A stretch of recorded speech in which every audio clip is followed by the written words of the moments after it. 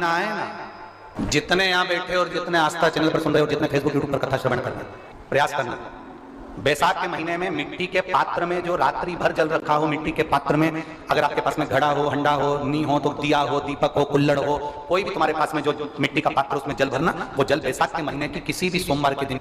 या किसी प्रदोष के दिन या बैसाख महीने के शिवरात्रि के दिन वो मिट्टी के पात्र का जल अपने घर के प्रत्येक व्यक्ति का स्पर्श कराकर उस मिट्टी के पात्र के जल को तांबे के पात्र में डाल लीजिए और घर के प्रत्येक व्यक्ति का स्पर्श करा लीजिए और शंकर भगवान पर कुंडकेश्वर महादेव के नाम से समर्पित करिए। कभी जीवन में पीछे पलट कर देखने की जरूरत नहीं पड़ेगी। आप जाकर जल चढ़ाएंगे। आप भी बना लो एक नियम कि बैसाख महीने की शिवरात्रि मुझे भी शंकर भगवान को अपने दिल की बात कहते हुए, अपने मन की बात कहते हुए, रोग मुक्ति के लिए, कार्य सिद्धि के लिए, धन वैभव संपदा के लिए, समृद्धि के लिए मुझे भी जल चढ़ाना, मैं भी जल चढ़ा। एक लोटा पानी शिव जी को,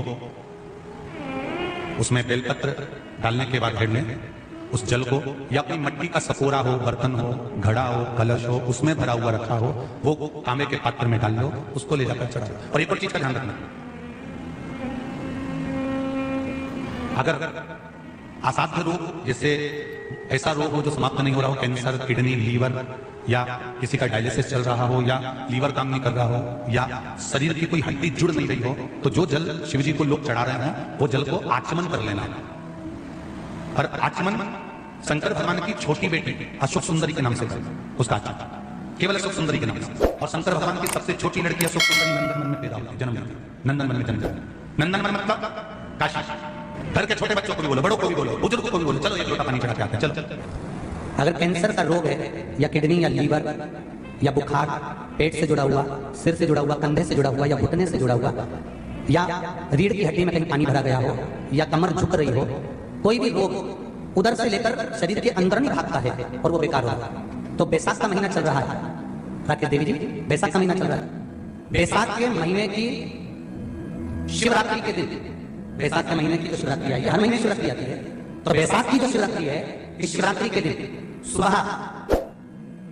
8 बजे से लेकर 11 बजे के बीच में एक लोटा पानी, उसमें थोड़ा सा बेल का फल मिल जाए, उस फल का थोड़ा सा भाग, या तो बेल का फल का अगर छिलका मिल जाए तो उसमें पानी भरकर तांबे के लोटे में डाल लो, या बेल का फल नहीं मिले तो बेलपत्री को लेके उसमें डुबो दो और डुबो के बेलपत्री को बाहर निकाल दो। वो पानी भगवान शंकर को शिवरात्रि के दिन, बैसाख महीने की जो शिवरात्रि है, बैसाख के महीने में प्रत्येक महीने शिवरात्रि आती है, बैसाख के महीने की शिवरात्रि के दिन सुबह 8 बजे से लेकर 11 बजे के बीच में शंकर भगवान को अपना रोग और बीमारी को लेकर शंकर भगवान को जल समर्पित कर जाओ। बाबा पर विश्वास रखकर चढ़ाना, धीरे धीरे ठीक हो जाओ। शिव से भगवान शिव की सुबह के समय जाकर, और अगर बेलपत्री का पानी नहीं मिले तो मिट्टी के पात्र का पानी, आपको कथा में कहा है, मिट्टी के पात्र का पानी, वो भी शंकर भगवान को समर्पित कर सकते हैं। जल बैसाख के महीने में शंकर पर शीतल जल समर्पित कर देने से शरीर के रोग समाप्त हो जाते हैं और रोग टिकता नहीं। और अगर शीतल जल का दर्शन करना हो तो कभी महाकालेश्वर कभी आप लोग लाइव दर्शन करते हो महाकाल के, तो महाकाल के दर्शन करेंगे तो बैसाख महीने में 5-5 घड़े मिट्टी के महाकाल राजा के ऊपर बांध दिए जाते हैं जल चढ़ाने के लिए। कभी आप लोग चकलेश्वर महादेव जाए मथुरा वृंदावन में, गिराकी की परिक्रमा, चकलेश्वर महादेव पे 5-5 मिट्टी के घड़े शिव जी के ऊपर बांध दिए जाते हैं। कभी काशी जाए तो वहां पर मिट्टी का घड़ा शिव जी के ऊपर रख दिया जाता है। क्यों? क्योंकि वो मिट्टी के पात्र का जल जब बैसाख के महीने में शिव पर गिरता है तो जो उस जल को समर्पित करता है वो रोग से मुक्त हो जाता है, बड़ी बीमारी में घिरता नहीं। जयंत ब्राह्मण के मुख से श्रवण कर लिया था कि बैसाख महीने में अगर शिवरात्रि पड़े और उस शिवरात्रि पर एक कलश का पात्र, लोटा तांबे का या मिट्टी में रखा हुआ जल पात्र में लेकर एक बेलपत्र का छोटा सा भाग उसमें छुआया हुआ, और फिर निवेदन कर रहा हूं अगर बेलपत्र उस दिन नहीं मिले तो पात्र लेकर चले जाना मंदिर में। मंदिर में शंकर जी पे तो बेलपत्र चढ़ी होगी ना, अरे बोलो तो जरा, चढ़ी होगी ना। उसी बेलपत्र को धोकर फिर जल के पात्र में उसको छुआकर फिर शंकर भगवान को भाव से, दिल से जो चाहते हो, धन वैभव संपदा सत्ता या रोग से मुक्ति, चाहे उधर से जुड़ी हो। हाँ, एक चीज का ध्यान करना, अगर संपदा के लिए, विवाह के लिए या विद्या के लिए या अन्य चीजों के लिए आप शिव जी को जल चढ़ा रहे हो तो उसके जल को उठाकर नहीं लाना है। और अगर रोग के लिए जल चढ़ा रहे हो कि मुझे ये तकलीफ है, घर में ये बीमारी चल रही है, या रोग चल रहा है, या किडनी का या लीवर का या कैंसर का या ब्लड प्रेशर का, तो जो जल तुमने समर्पित करा उसको लेकर आकर आचमन भी करना। कौन से दिन? जम के बोलो जरा। शिवरात्रि शंकर कह रहे हैं, माँ उमा से, माँ पार्वती से, मेरा महेश कह रहा है, मेरा बाबा भोलेनाथ, मेरा बाबा विश्वनाथ, मेरा त्रिकालदर्शी कैलाशी अविनाशी कह रहा है कि हे पार्वती, एक बीला, एक बेल जो मुझे समर्पित करता है, और समर्पित करने के बाद उस बेल की मात्रता देखिए जो बैसाख महीने में बाबा शंकर को जो चढ़ाया जाता है, और 1000 अश्वमेध यज्ञ का पुण्य फल हम प्राप्त कर लेते हैं मात्र एक फल चढ़ाकर, मात्र एक फल चढ़ाकर। रंजीत आए तो चलना यार, लेट हो रहे हैं भाई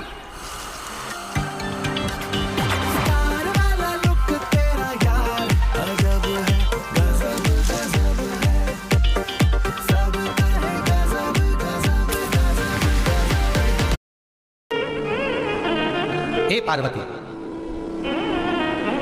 संसार का मनुष्य जब मुझे वो बेलपत्र समर्पित कर, वो बेल का फल समर्पित करता है, पार्वती वो फल जो मुझे चढ़ता है, फिर मैं भले नर्मदा के जल से निकला हुआ कंकर शंकर क्यों ना हूं,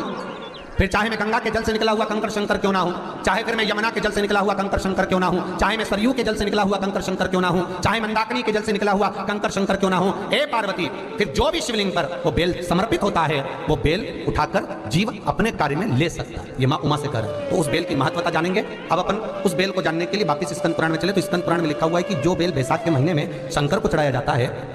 वो बेल का फल उठाकर रख लिया जाता है। बैसाख के महीने में उस चढ़े हुए, बाकी का आपको बेल का फल खाना हो तो बात दूसरी, पर चढ़ा हुआ जो बेल का फल है वो पूरा बैसाख नहीं खाना। बैसाख के बाद में अगला जो महीना है, उस महीने के अंदर उस फल के अंदर का गुर्दा निकालकर उसको सुखा लीजिए, और सुखाकर जिस व्यक्ति को पथरी की बीमारी हो और जिस व्यक्ति को पेट में बहुत भोजन पचता ही नहीं है,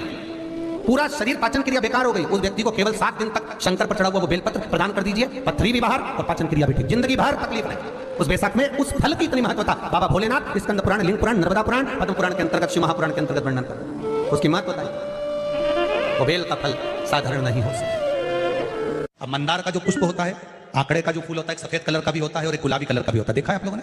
बोलो जम के बोलो, देखा है ना? गुलाबी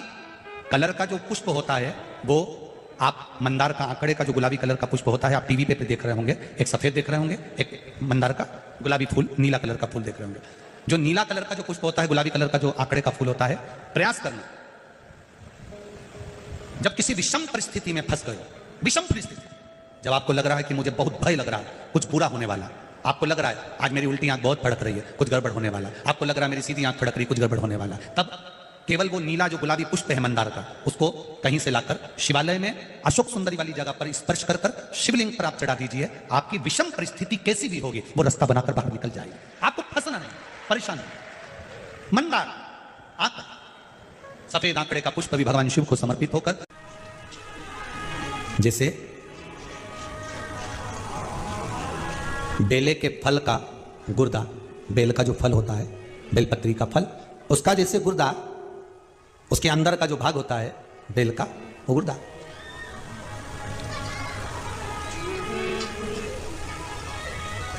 उसको अग्नि में जलाकर उसकी भस्म तैयार कर कर छान कर जब जब आपके यहां विद्वान ब्राह्मण शिव जी का अभिषेक कराते हैं, पूजन कराते हैं, तो उसमें लिखते हैं, पूजन के साहित्य में, बेलपत्री, धतूरा, दुर्वा, ये उसमें नीचे लिखेंगे भस्म। लिखते कि नहीं लिखते? लिखते हैं ना, भस्म अभिषेक में चाहिए रहती है। तब उस भस्म का थोड़ा सा भी भाग आप अगर शिव को समर्पित कर रहे हो तो ये जान लें कि शंकर मनवांछित फल प्रदान कर रहे हैं, शिव फल प्रदान कर रहे हैं। महाराज बेलपत्री के वृक्ष के नीचे बैठकर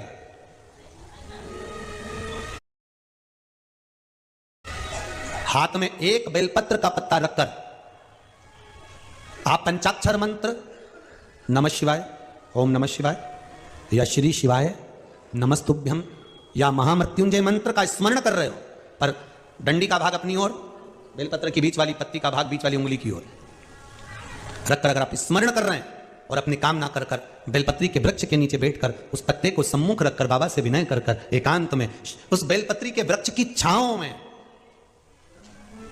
बेलपत्री के वृक्ष की छांव आप कामना कर कर उस पत्ते को शंकर भगवान के ऊपर समर्पित कर रहे हैं, तो ये जानकर रखें कि पार्वती और शिव का